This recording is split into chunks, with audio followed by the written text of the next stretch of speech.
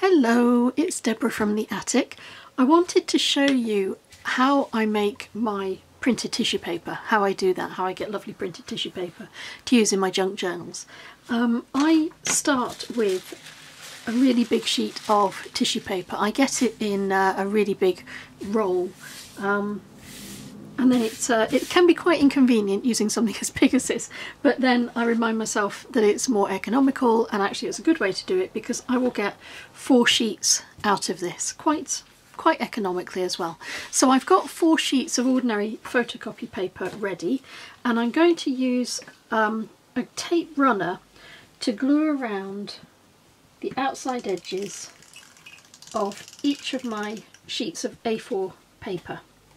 This is because I want the tissue paper to stick really well, really solidly to my A4 sheet, because tissue paper won't go through a printer on its own. Obviously it's too skinny, and this is a good way to get it to, this is like your carrier sheet, and this will carry the tissue paper through so you can print onto it.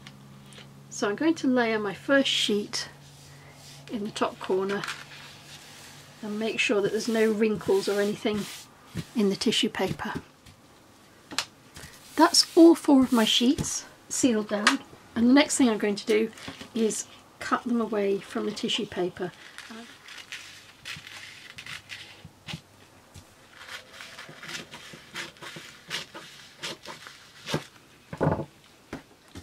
All my pieces are cut.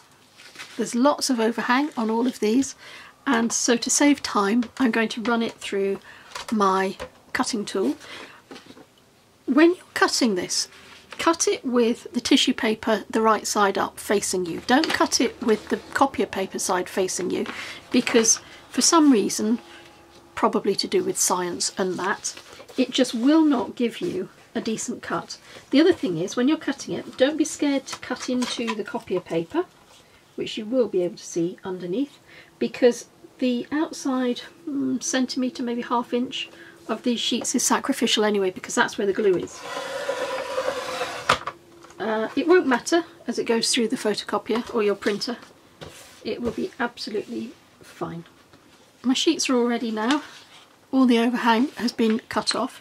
I'm going to feed these into the printer, and whichever way your printer feeds, make sure that you're printing on the tissue side of your prepared sheets. That's my selection of printed papers. I got 1 that has some text, 2 that has some text, and 2 that have some floral designs.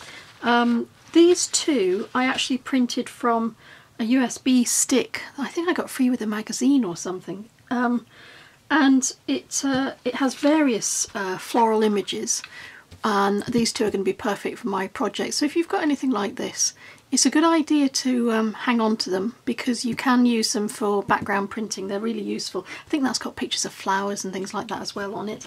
And these 2, this one is a little bit smudgy, but it's fine because I'm only going to be using it as part of something else. I'm going to use it for some layering on some altered playing cards I'm going to do for my Scottish journal that I'm still working on.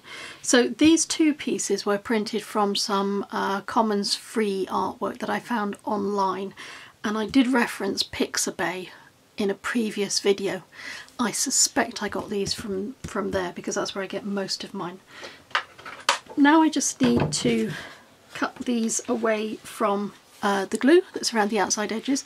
Something to note, I don't know if your printer will do this, but my printer, on things like this, my printer tends to add an extra line of ink down the sides of the page. So that's why I said, you know, the outside ½ inch of this is going to be sacrificial anyway, so don't worry about it if you have to cut into your tissue. I'm not going to peel it away from the tape that is holding it in place. I'm just going to cut it free.